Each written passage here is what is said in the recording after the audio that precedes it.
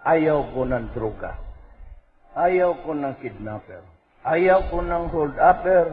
Ayaw ko ng snatcher. Lumayas kayong mga pangit na kriminal. Kaya kung ayaw ninyong minto at patuloy pa rin ang karahasan, pabarilin ko kayo. Ayaw ko yung drugs. Mamamatay ka talaga dito, putang ina mo. Magpalayo ka. Isa ka tayo ng mga kamagay, gusto ko kita. Tatura, may isa dito. Pagpasensya nyo na, gusto ko lang mag-Bisaya sandali kasi gusto ko rin kausapin yung mga kababayan ko. I can tell you a lot of things right now, but I want to... May gusto ko isa lang. Hindi, dalawa na lang.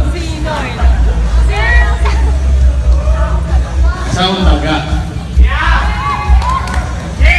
Yung pangalawa, I'm sure yung mga nandito, you all know this, but since there are cameras, may gusto lang sana ako sabihin.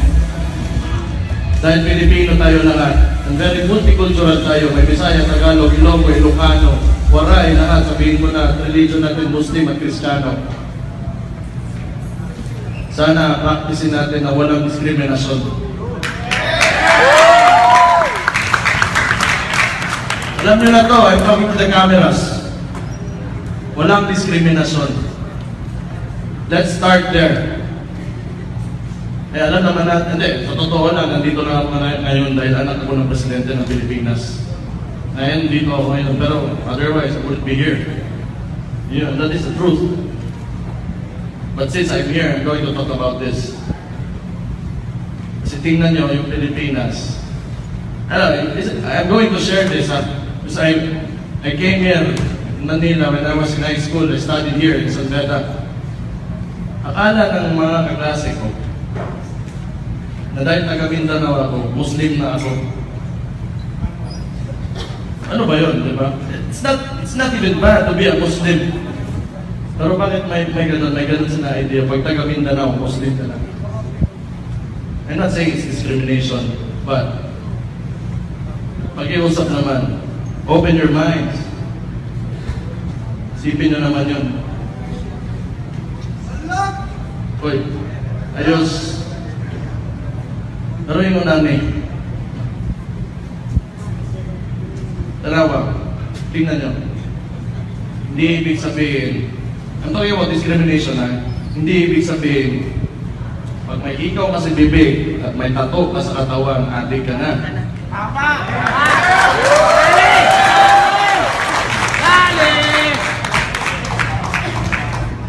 Ganun ba yun? Pag may tato ka na, may ikaw sa bibig, adik ka? O rebellious ka? No! Hindi ka, it's not always ganun. May mga, di ba, may mga adik na walang tato, may mga adik na walang ikaw. Pero since, niya na ng mga kriminal, pasagti na sila kay na si Mayor Duterte niya. Ano lang, we're in what is this? It's about sports, it's about music. We are here because we are against drugs. Yes to sports, yes to music, no to drugs. Very basic, just follow it. Alam nyo naman nakakasira yung drugs, ba't may paggagawin? Ganon lang yun. Ayoko na i-elaborate pa yung idea, yung statement na yan na yes to music. Just follow it. Kaya naman sinasabi yan, kasi mali talaga. Mali talaga. Hindi lang sarili nyo ang masisira. Sorry, I'm not talking to you guys. You know this. That's why you're here. I'm talking to the cameras. I'm talking to people who are listening. Behind the camera, whatever. Anyway, yun. Just do that. Yes to sports, yes to music, and no to drugs. Maraming salamat sa inyo. Thank you for having me here tonight. I'm really honored. Idol ko talaga. Yes, so Sky Church. I've been listening to them for as far as I can remember. I was still in grade school. Pray house. Nasa dito anyway. But yun. Maraming salamat and please welcome Quezon. Yes. Thank you.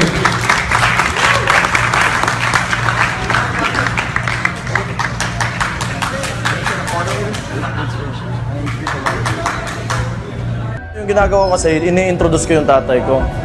Kasi alam naman natin, yung mga hindi pa decided, may fears sila sa tatay ko.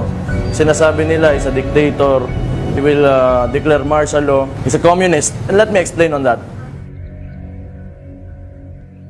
Yung pagiging komunista is extreme left. Extreme yun eh. Nandito kami sa center left. The ideology of the poor. Sa Davao kasi, gusto namin ng pantay, patas. Hindi kailangan mayaman, mahirap o Kristiyano, Muslim, bayot, tomboy. Lahat pantay. Social equality. Equality for all. Kasi, dito sa Pilipinas, yun yung wala sa atin. Sino may hawak ng Pilipinas? Those are the greedy people. Nandyan lang. Na nasa taas, na nasa pwesto. The oligarchs. I'm sorry to say, but that is true. Totoo yan. Kaya, nasa left kami. Hindi kami komunista. Malayo kami sa komunista. Nasa left kami. Because we want equality. Walang dictatorship sa Davao City. Because, every time he implements a law, ini-embrace namin. If we accept what he says, then that is not dictatorship. Yun yung punto dyan. So why would they say that he is a dictator?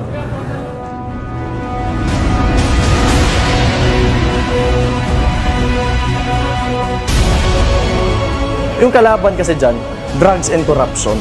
Yung drugs and corruption kasi, yun yung nagpapahirap sa mga Pilipinong naghihirap na. To whose benefit? To the syndicates, the few who want to take advantage of the lives of other people for their own profit. If you do not take advantage of each other at magmamahalan tayo at respeto lang, makakamit natin yung Philippines na gusto natin, na matagal na natin pinapanaginip. I assure you that.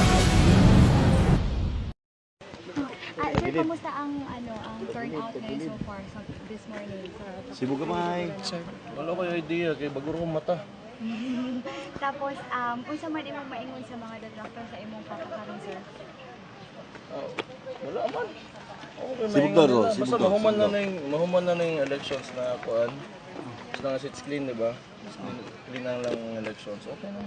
Meron kang mga apprehension, sir? Kung sa sakali, may takot ba? Or excited? Wala man. Feeling nyo ngayon, sir? Wala lang. I'm just happy to be home. Sir, message na lang nimo sir sa mga supporters ni Mayor Rudy Duterte. Dagang salamat sa inyo sa pagsuporta. Wala gini ninyo biyae. Kanya mudaog ta maayo kung di ta mudaog.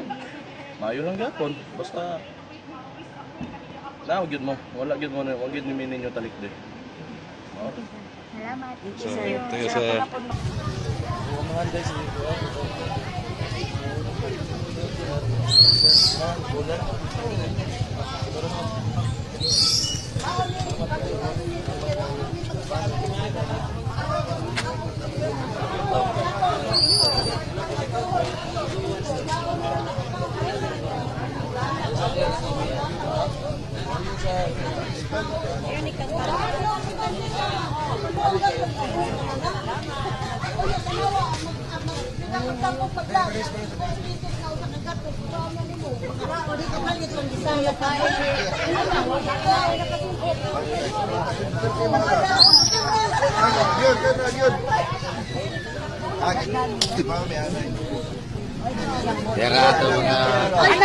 Anak ni Mayor Duterte. Anak ni Mayor Duterte. Anak ni Mayor Duterte. Si Baste, Duterte. Anak ni Mayor. Sir, wala kay kaisong ignawin siya. Guwapo, guwapo. Ano lagi? Ang guwapo. Sabi na ditong yellow zone.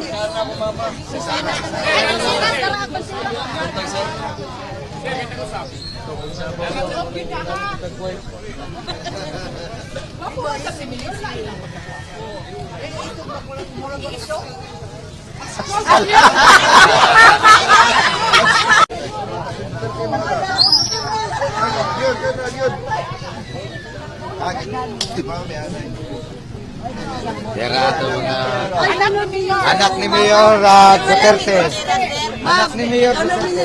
Anak ni Mayor. Anak ni Mayor. Anak ni Mayor Duterte. Si Baste Duterte.